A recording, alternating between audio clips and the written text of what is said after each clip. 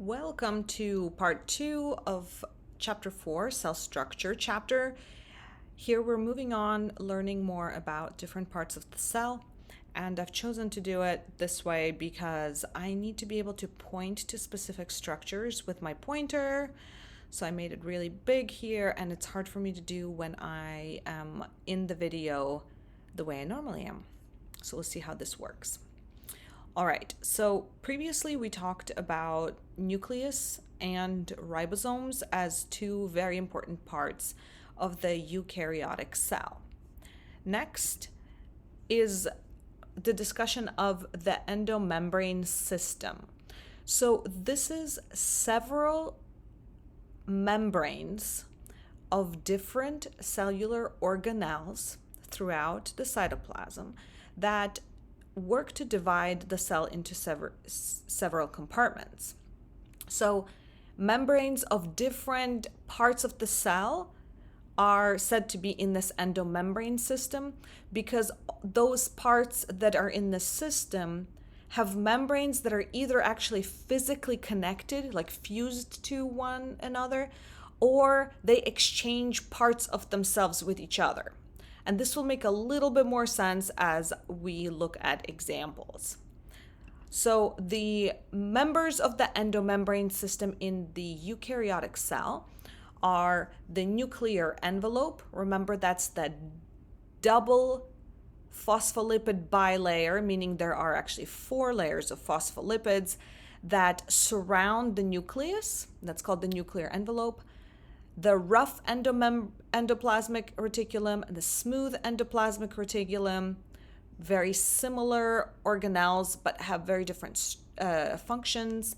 Golgi apparatus, lysosomes, vesicles, vacuoles, and the plasma membrane. We've talked about the plasma membrane as the single phospholipid bilayer that surrounds the whole cell. So that's the thing that actually gives the borders of the eukaryotic cell.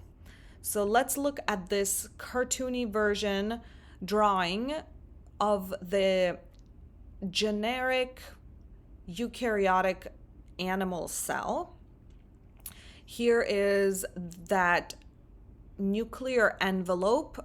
So here it's like the light blue, but the outside of it is purple, and you see that there are 2 layers of membrane.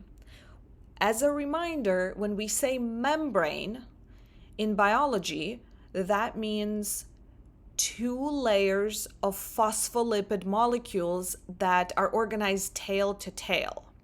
We will talk more about membranes in the next chapter, but you do need to know at this point that a biological membrane is made up of phospholipid molecules that we learned about in chapter 3 that are organized in 2 layers where the long tails are facing the tails and the heads are facing inside and outside of that membrane.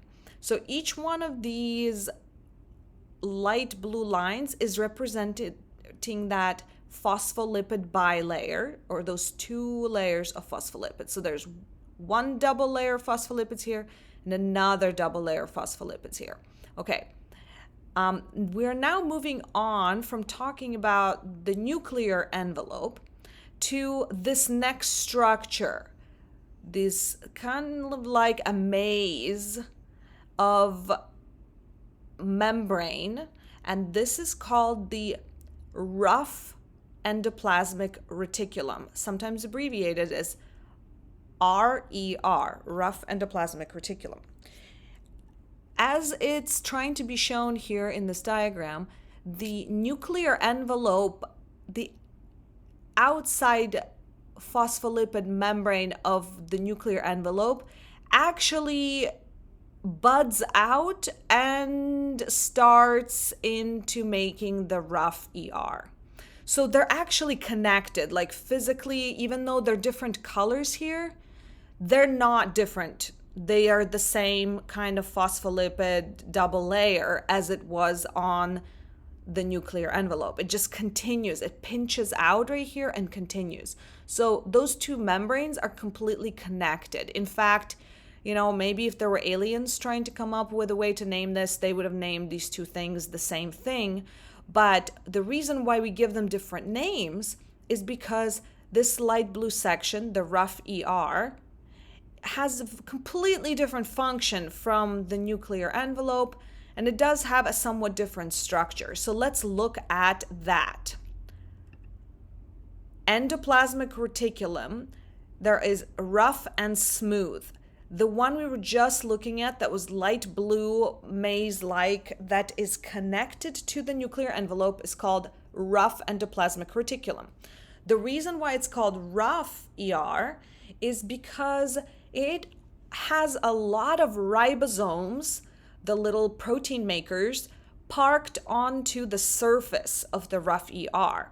So when scientists were originally looking under the microscope, it looked like it had like little studs on it. So it looked rough, as if it would be rough to the touch. Okay, so it's not actually rough to the touch because everything there is pretty squishy, but it would look like that from a stained microscope slide. So we call it the rough ER. So rough ER is this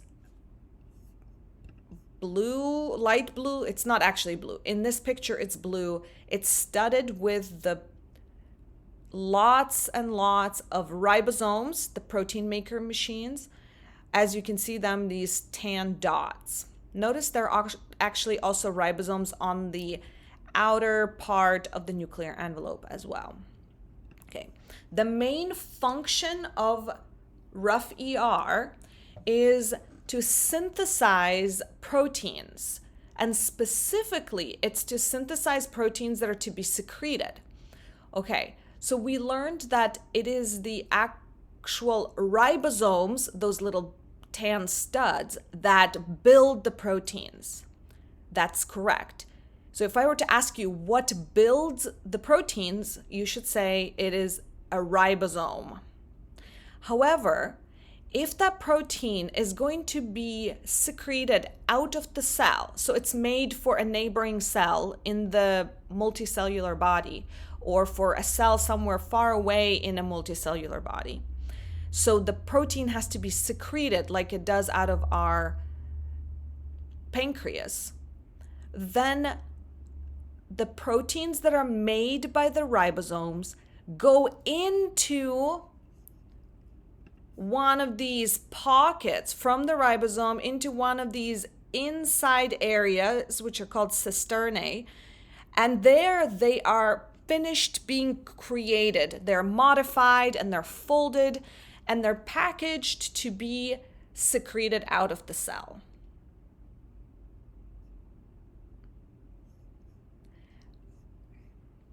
The smooth endoplasmic reticulum, or the smooth ER, has a wider variety of functions.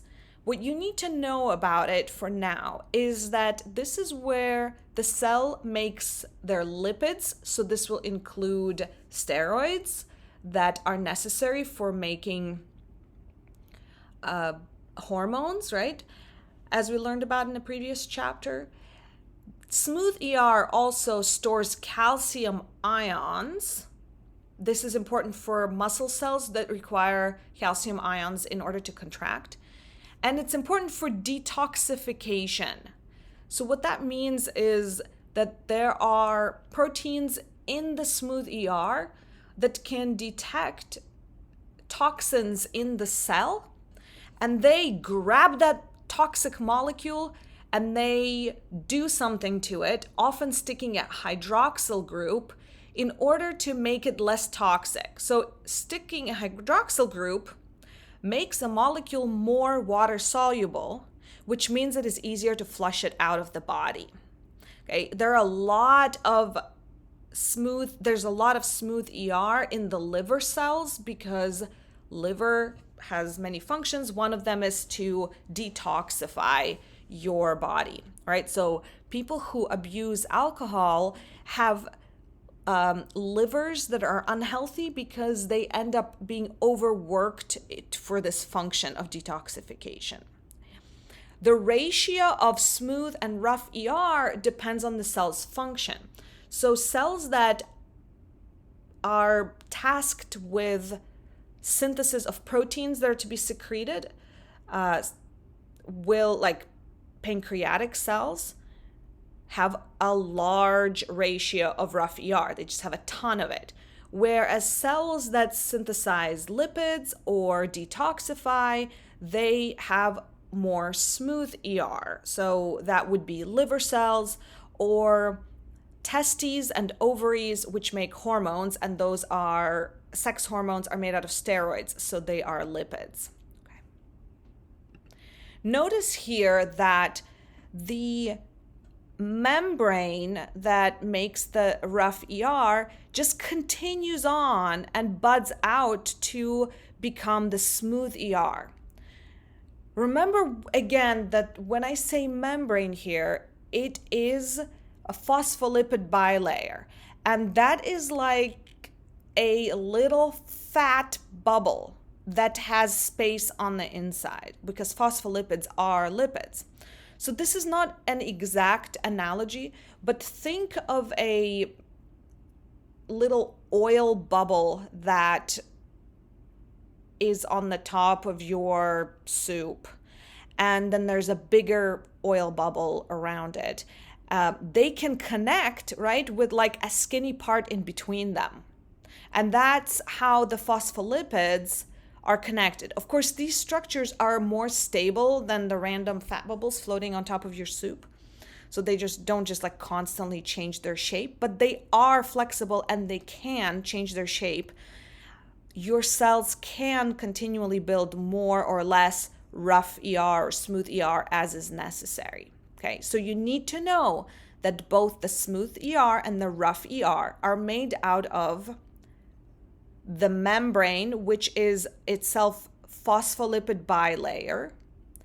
The rough ER has a lot of ribosomes parked on it to create proteins that are then pushed inside. There are also a bunch of proteins inside that will finish up the job of creating new proteins. Whereas the smooth ER does not have ribosomes, so it appears to have a smooth shape. And it is made up of a phospholipid membrane, and the inside has many proteins that are going to do jobs of creating lipids and detoxifying. Okay. Here is a colored microscope image that is trying to show you what it would look like if you looked at the smooth and rough ER of an animal cell under a light microscope. Continuing on, with the endomembrane system, so the membranes being connected or interacting, is the Golgi apparatus. Golgi apparatus is another organelle inside of eukaryotic cells, and it is also made mostly out of phospholipids because it's part of the endomembrane system, meaning most of it is just membrane. When we say endomembrane system, endo means within or inside. So it's the system of membranes that's inside of a cell. The Golgi apparatus kind of looks like a stack of pita bread of various sizes. And those stacks are called Golgi bodies. I'm not going to ask you about the Golgi bodies, but you do need to know the general structure of Golgi apparatus. Okay. And let's look at what that looks like. So this is a cross section, right? They're not normally open pita bread like this. They would be closed on both sides. It's these stacks. And again, all of this is made out of phospholipid, is made out of phospholipid bilayer. So it's very gooey, very flexible, kind of like a bubble of oil on top of your soup. There are two distinct sides of the Golgi apparatus. There's the side that faces closer to the nucleus and the endoplasmic reticulum, and it's called the cis side. and the trans side is the one that faces the plasma membrane.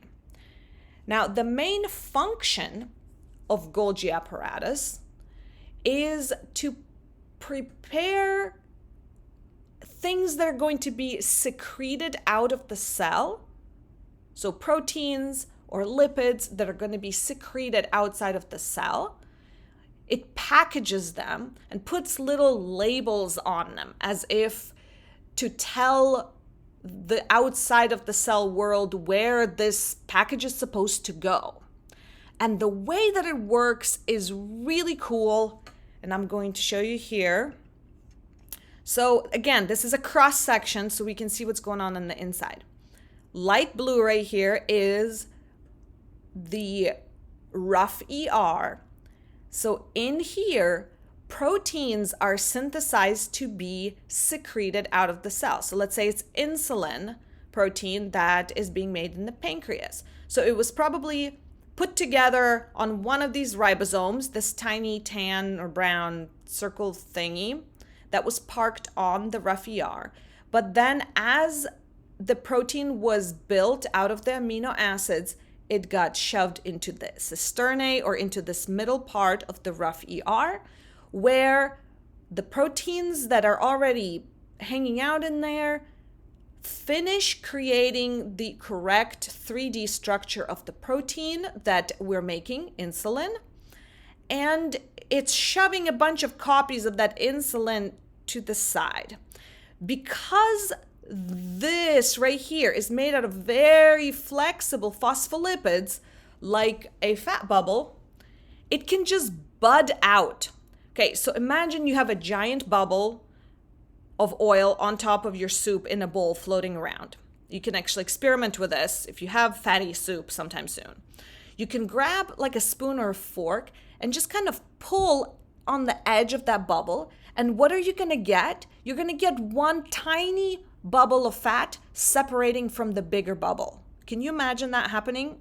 If not, you can maybe try to experiment with it. It works well with like creamy soups, so you can see the fat floating on top.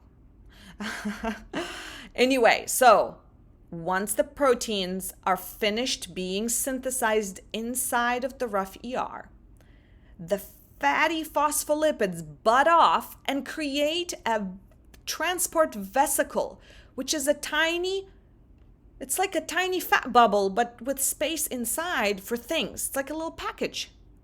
Then it is carried. It looks like it's floating, but it's actually carried. We'll see how later. And then it goes to the cis side or cis face of the Golgi, and then it bloop and fuses with the fatty phospholipid membrane of the Golgi. So here it would be like a tiny fat bubble on the surface of your soup being pushed toward a bigger bubble, and then it just fuses and becomes part of that bigger bubble. Can you imagine that? So now this phospholipid part fused, and the way it fuses, the proteins that were inside of that sphere, inside of that vesicle, get dumped into the cisternae or the interior pockets of the Golgi apparatus. Here they will go through that tunnel and all those stacks. They will get little molecules stuck onto those proteins. So a lot of times it'll be like a phosphate group will get attached, and that will work as a male tag for this stuff. Then it travels to the trans side of the Golgi, and again it'll bud off, little fatty bubble buds off with your ready to go insulin that is ready to function outside of the cell. That vesicle is now called secretory vesicle because it's to be secreted. And it goes and it bloop, and it fuses with the phospholipid membrane of the cell. So this was the plasma membrane or the outside border of the cell. And your phospholipid vesicle fused with it in a way that dumps the contents to the outside. So a phospholipid molecule that used to be right here and then spent some time being right here is now right there. So there's a constant exchange of phospholipid, the membrane building molecules, between these different parts, which is why we group these organelles into a club that we call the endomembrane system, right? So it's attached to the nuclear membrane and attached to the smooth ER, and then vesicles or little transport spheres from the smooth ER or from the rough ER can go to the Golgi. So if you were a lipid made in the smooth, you can go to the Golgi, or protein made in the smooth, you go to the Golgi, where it packages it for secretion, and then it blops out a bubble full of the product, which fuses with the plasma membrane and dumps the product to the outside of the cell, which could be the bloodstream. So now your insulin is out there, out of the cell, in a bloodstream, doing the thing that insulin does in our bodies. Okay, so I hope it makes sense how all of these membranes work together. I will mention one more thing about the Golgi, and that is, in addition to being like the packaging facility, like a FedEx, of products that are made in rough and smooth ER, it actually also synthesizes carbohydrates for the cell, and high carbohydrates that are to be secreted. So that's a little side note that's especially important in plants. Lysosomes are also part of the endomembrane system because they are like a unique one of those bubbles that we saw. Instead of transferring things from a place to place, it has a different job, which is to break down or digest and recycle things that are not needed in the cell anymore. Okay.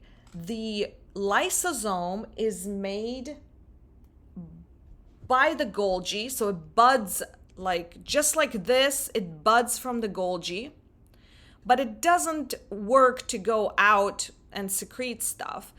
What it does is it has a lot of acid inside of it, and it has special proteins that are like little choppers in there. You can use it like an incinerator. Let's say this is an organelle that we haven't learned yet, that is too old and it doesn't do a good job in the cell anymore. It needs to be gotten rid of. So the lysosome, again, this is a cross section. Normally it's a sphere. It engulfs, gets itself kind of around this large thing, and it can do it because it's stretchy and it can be large.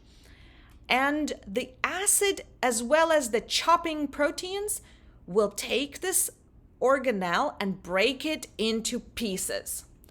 And then those pieces will be spewed out and can be reused by the cell for making new stuff.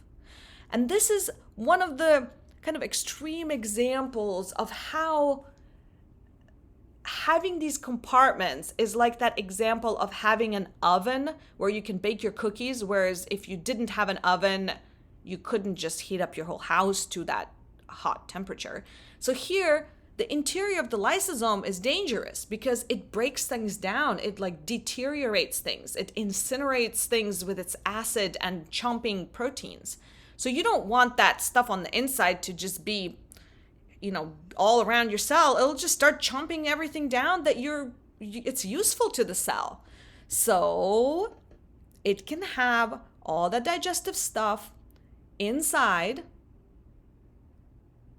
safely and in a very controlled manner. For some cells, that they can actually sense something outside of its plasma membrane. So if a cell senses something on the outside of it, it can engulf it by just making a little phospholipid vesicle, which means like a sphere of the phospholipids, by having some of this fatty stuff just pinch off, and that stuff can be digested by a lysosome, just the same way as this is.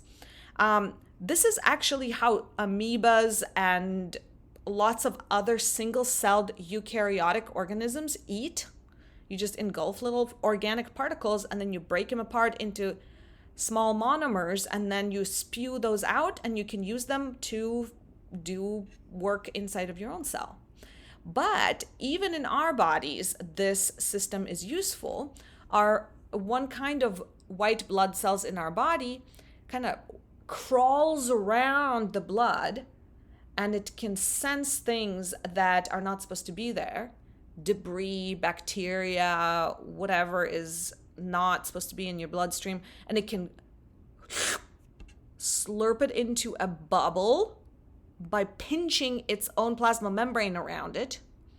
And then that vesicle will be fused with a lysosome where whatever that stuff was will get chomped into its monomers, which are then spewed out and reused by the cell.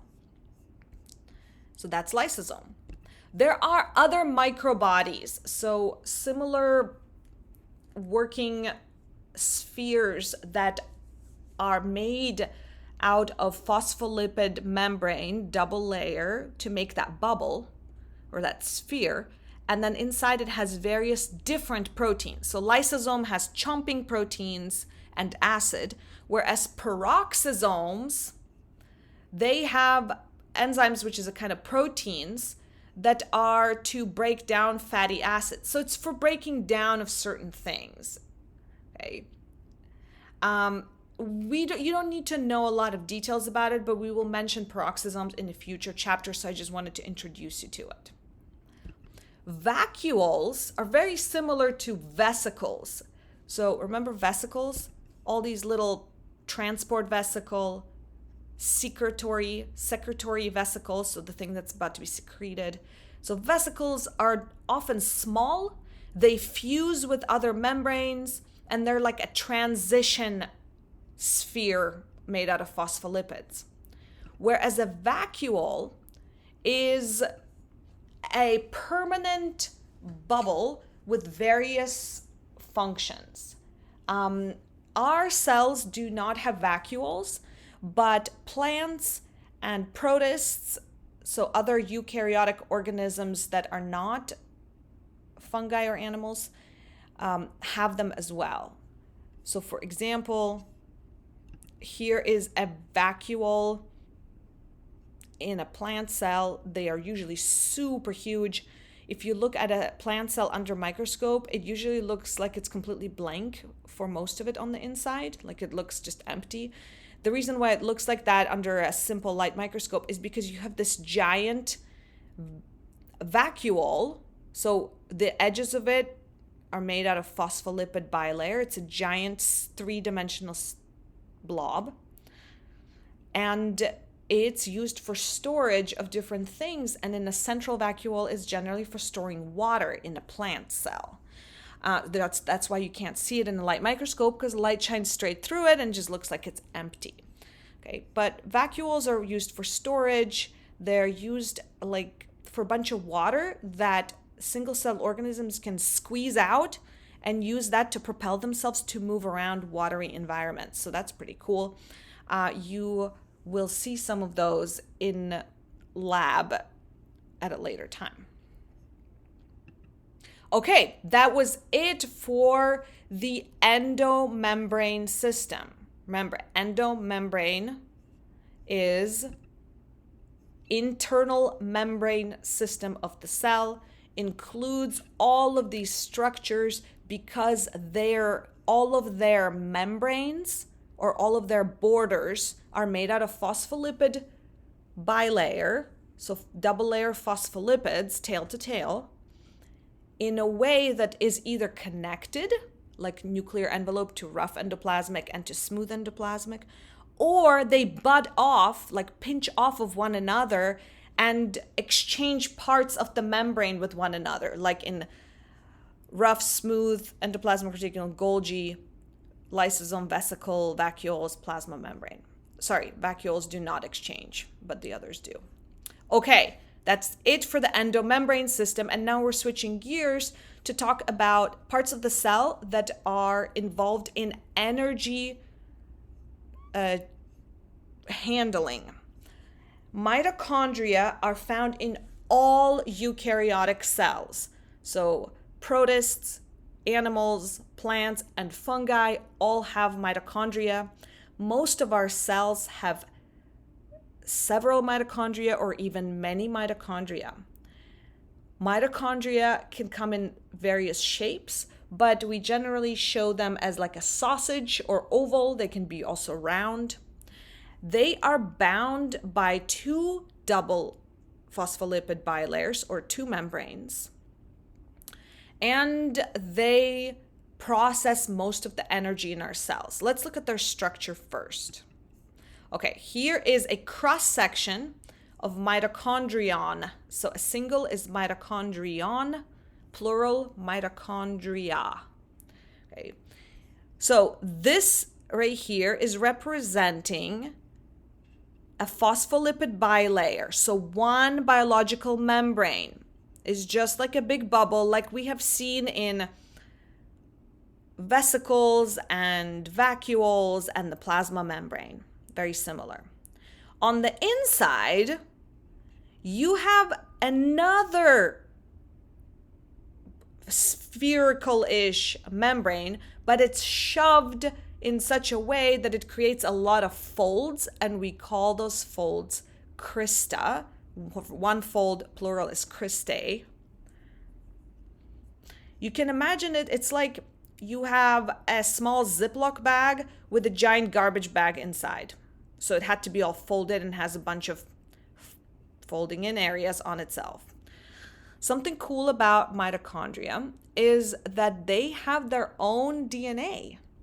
And this might not seem weird to you because you don't know a lot about DNA yet, but actually super, super weird. And one of the coolest things in biology to me, I mean, okay, there's so many cool things. How do we even pick? All right, let's back on topic. Has their own DNA and they have their own ribosomes that are different than the other ribosomes that live elsewhere in the cell. I will tell you why that is in a second and why it's weird. But before we go there, you need to know that there's an outer membrane. There's an inner membrane that's folded. The space between the two membranes is called the intermembrane space. And the space that's inside the inner membrane is called the matrix. Okay?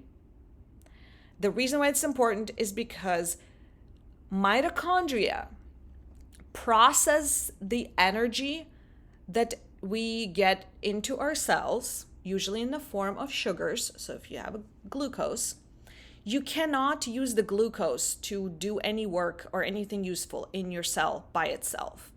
You have to convert the energy that is stored in the bonds that are in the electrons of the glucose into a useful form. Mitochondria do this. It's very cool, and we will spend a whole half of a chapter talking about mitochondria in just a couple of chapters. Okay, that's it for energy processing organelle inside of animal cells.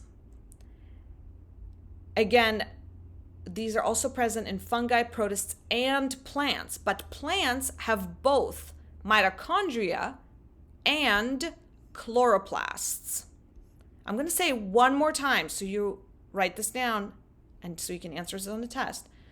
Plants have both mitochondria, the plural of this thing, and chloroplasts, both unique organelles that are important for energy processing. Chloroplasts, something you probably have heard of, they are organelles that are responsible for photosynthesis. They contain a molecule called chlorophyll, which is why chloroplasts are green, which is why most plants are green. And they, with the help of chlorophyll, chloroplasts are able to capture the energy from the sun and make glucose out of this energy. I will say that one more time. They are able to capture chloroplasts with the help of chlorophyll, are able to capture energy from the sun and incorporate that energy into a glucose molecule, which is made out of carbon dioxide. Okay. So carbon dioxide plus energy from the sun is what chloroplasts use to create glucose. This is what they look like. They also have 2 phospholipid bilayers. So again, an outer membrane and inner membrane. They have these little stacks that are called thylakoid, granulum with thylakoid membrane around them. They have their own ribosomes and their own DNA. It's also weird. It's probably not sounding weird to you, but it's super weird.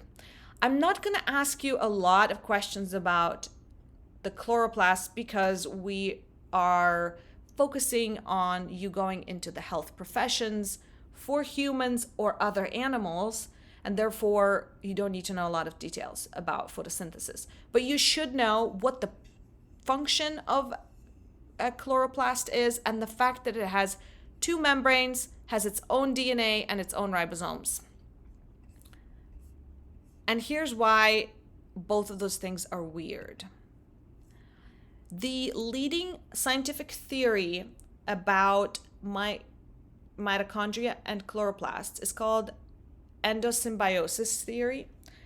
And it proposes that way back in evolution, there was a bigger cell that engulfed, basically like ate in one bite, a protobacterium, meaning like an ancient type of bacteria-like organism. And instead of digesting it inside, it just kept it whole and kept it alive inside. This little protobacterium that's now inside the cell was able to process energy, which helped the bigger cell.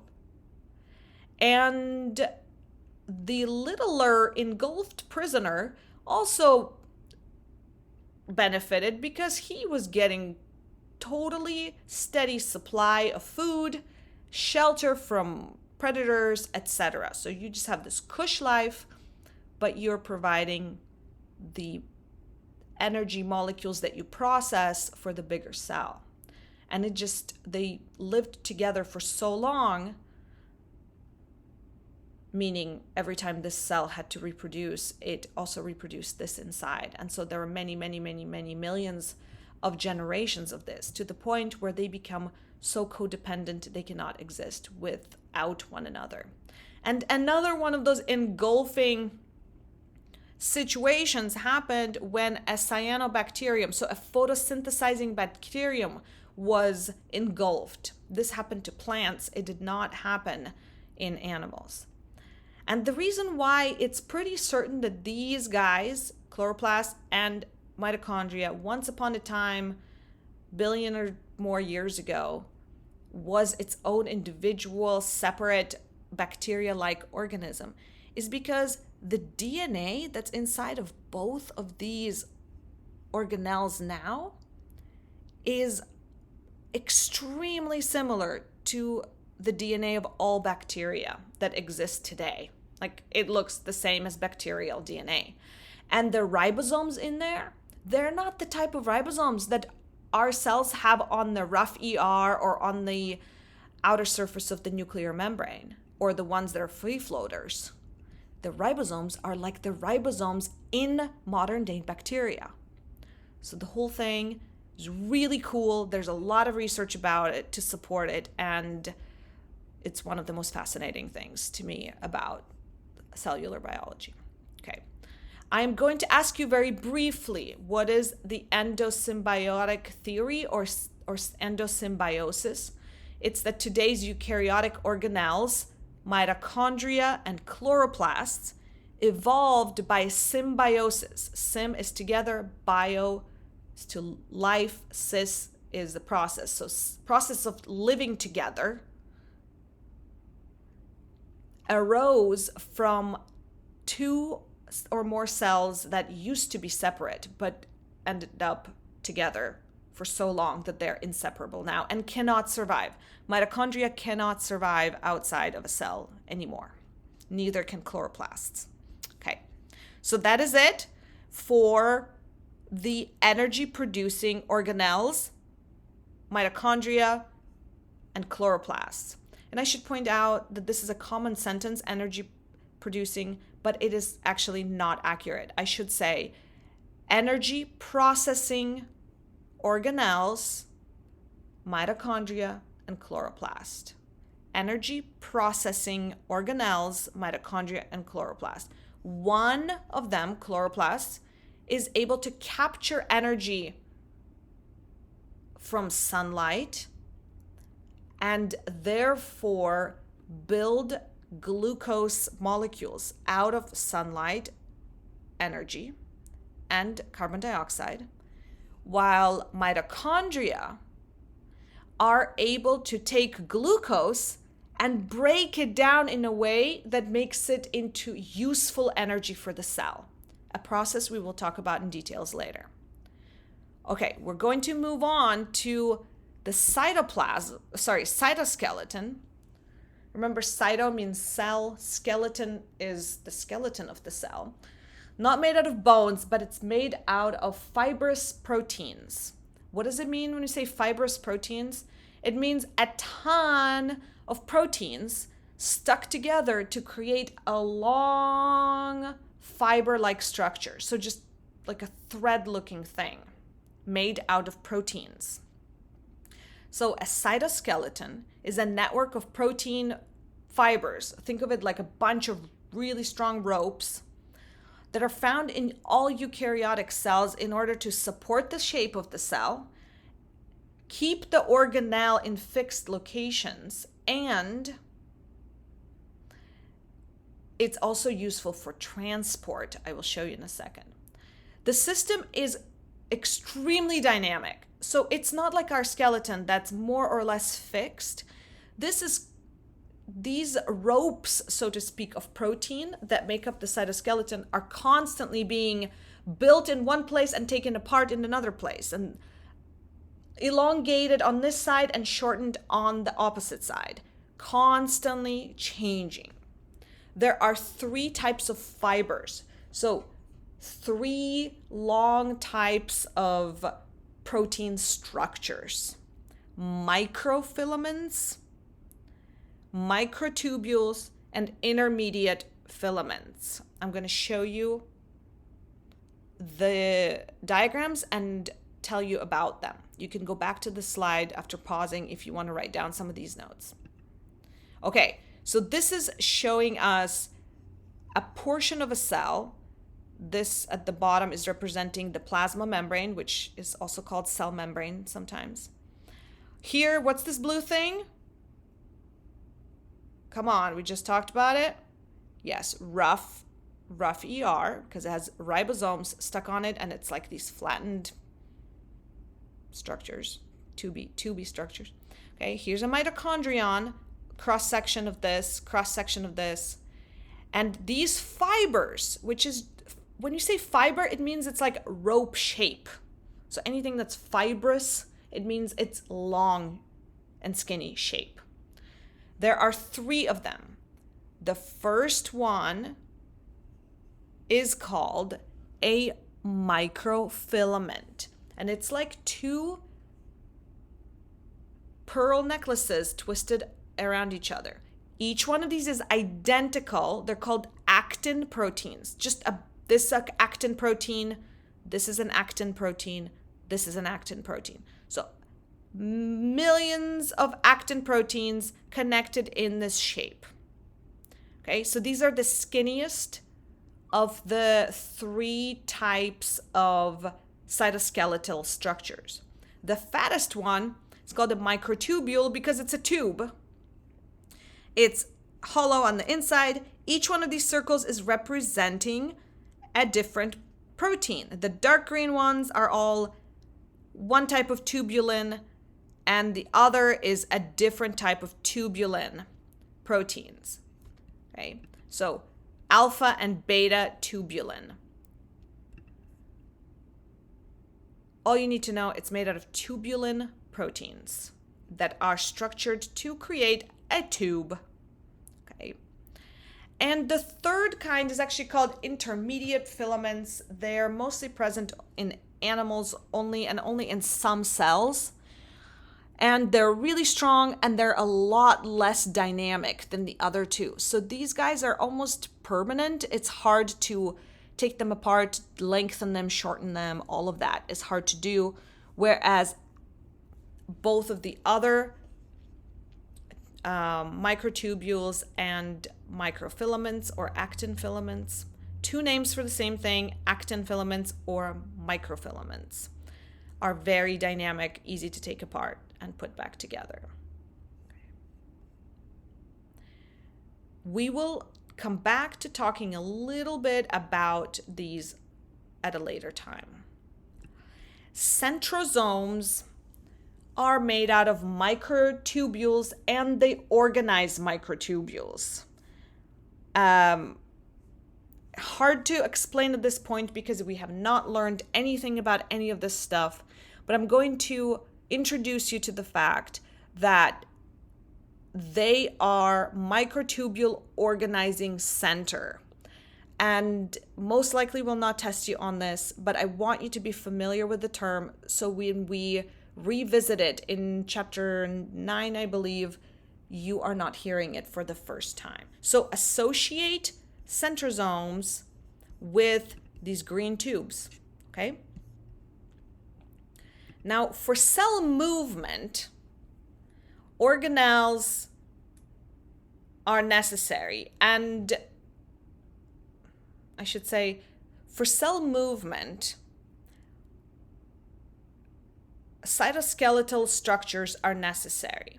So essentially, all cell motion is tied to actin, microtubules, or both of these filaments. Okay, so again, it's actin filaments, which are also called microfilaments or microtubules. They're extremely important for cell motion. Some cells crawl, like your white blood cells actually crawl through your blood vessels. That's using the constant lengthening and shortening of microfilaments, or those actin filaments. The one that looks like two pearl necklaces wound around each other. And the way it does it is the cell is pushed by microfilaments growing on one end and shortening on the other end. So think of like a gerbil in a wheel or a hamster inside of a wheel, and it pushes on one side and takes pressure away from the back, and that makes the ball go forward, right? So these guys aren't pushing in that same way, but they are building it longer on the front, which then pushes. Does that make sense? Okay.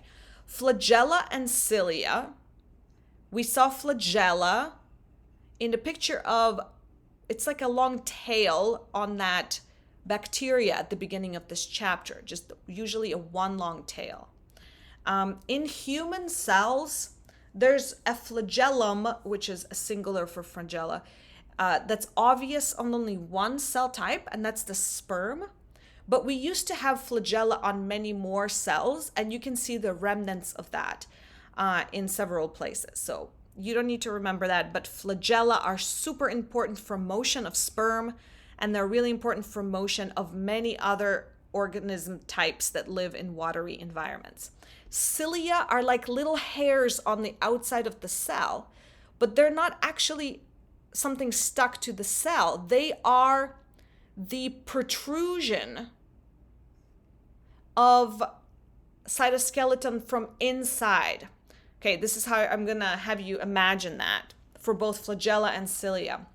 Okay, imagine you have a balloon, which the latex of the balloon is going to represent the phospholipid bilayer or the plasma membrane of the cell, right? The outside barrier of the cell. And you're going to pretend like your hand is inside the balloon, and then you stuck a finger up, pressure toward the latex. What's going to happen? The latex is going to like surround your finger and it's going to be protruding, but the latex is going to be covering your entire finger, right? So in that case, the finger is going to be microtubule or microfilament, those cytoskeletal structures, while the latex is representing the plasma membrane of the cell. And this is the same similar thing from flagella and cilia. It's just that the finger part or the cytoskeleton part is different in both of them, and it results in a different shape that sticks out. Okay, so here, this is the surface of the balloon, and this is your finger sticking out. So you have the plasma membrane surrounding it, and on the inside, you have the structure of a bunch of microtubules. Okay, so I just want you to know that flagella and cilia are made out of microtubules that are in special arrangements sticking out of the plasma membrane. Okay. That's it for motion. I want to mention a couple of things that are on the outside of the cells. So we call that extracellular structures on the outside of the plasma membrane. Many eukaryotic cells, as well as pretty much all prokaryotic cells, have cell walls. This is not the same as plasma membrane. This is an actual like hard, non-flexible structure that is surrounding the plasma membrane. So here, this tan border is the phospholipid bilayer that is the border of the cell. It's flexible. Again, think of the cell as a water balloon, and the latex of the water balloon that's squishy and flexible and stretchy is the plasma membrane. Now this thick green stuff, it's not normally green, it just looks green in this picture, is made out of a bunch of different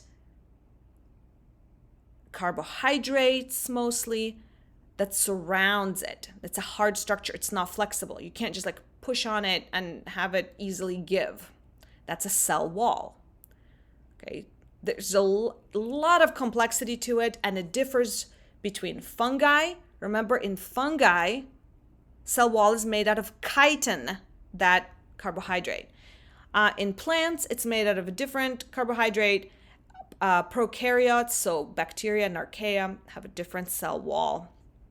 Okay. Plants have two cell walls. You don't need to worry about the details, but you should know which kinds of organisms have cell walls. Plants, fungi, protists, and prokaryotes, which is bacteria and archaea, have cell walls made out of various carbohydrates. In fungi, they're made out of chitin. In plants and many protists, made out of cellulose, both carbohydrates. Okay. Now, I used to think when I was, first starting college and not taking a lot of biology classes, that our body, us as in animals, has just like cell next to a cell next to a cell really, really tightly. And that's like what we're made out of, because I heard we are made out of cells. However, that's actually not true. Depending on the tissue type, there may actually be a lot of space between cells. Yes, in some places, it's cell next to a cell next to a cell really tight. But in most places, it's actually various amount of space between cells. And that space is called extracellular matrix. Again, extracellular means outside of the cell.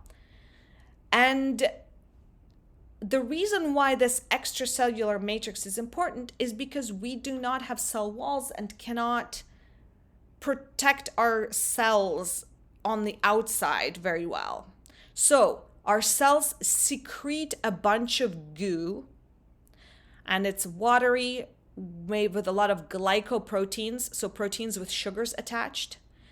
And it makes like a jelly, gooey substance in between our cells. There are also a lot of different proteins that are connecting and holding things together. It protects the cells, their surface. It helps cells communicate with one another. It is extremely important, and that's all you need to know for right now, okay? Space between cells is called extracellular matrix. It's present in animal cells only because fungi and plants have cell walls, so they don't need this. And other organisms are single-celled organisms, so the space outside of their cell is just like the world. But for animals, we're still all inside the body, but the space between the cells needs to be controlled and protected. That's called extracellular matrix, and very important. Here I'm going to show you a little cartoony version. So this is the plasma membrane, one layer of phospholipids and a second layer of phospholipids, these tails, facing tails that are hydrophobic. The heads are facing inside the cell and outside the cell. This is the cytoplasm, which is the inside of the cell. You have these large proteins going through the whole plasma membrane and attaching to the actin filaments, also called microfilaments, of the cytoskeleton. And then on the outside here, it's attached to a bunch of other fibrous proteins, meaning proteins that hook together to form long thread-like structures. In this case, it's showing collagen. There's elastin. You might have heard of that for like, ooh, buy this lotion. It's going to help you with the elasticity of your skin. And various other things. And it's a watery, gooey, protein-rich environment. Okay. This is comparing some of the structures that we've talked about, prokaryotes, right? Prokaryotic cell types are for bacteria and archaea. They do not have a nucleus and lack membrane-bound organelles. Then there's animal cells, plant cells, and we don't have fungi here. Okay, so make sure you just briefly review this about the structures that we've talked about. The last thing I'm going to mention very briefly here is cell-to-cell interactions. So sometimes cells need to be really well connected or communicating with neighboring cells. And there are 3 different ways that they can do this. Actually more, but we're exploring 3. For cells making contact with one another, recognizing each other, etc. This is important. 3 categories are discussed in your textbook. The reason why I am mentioning them here is because when you begin anatomy and physiology, one of the first things that you learn are tissues, which are made by connections of various kinds of cells. And the way they're connected is using these things. So you need to be familiar with them, even if we're not going into depth here in this class. Tight junctions are when proteins are used to connect plasma membranes of neighboring cells. So here, tight junction. It's like every one of these studs, it's like a protein that is as if the 2 plasma membranes are being sewn together. So this is an edge of one cell, and this is an edge of a different cell. So there's a whole cell here and a whole cell here. You want to connect them to be really, really tight sometimes. So there's no space in between.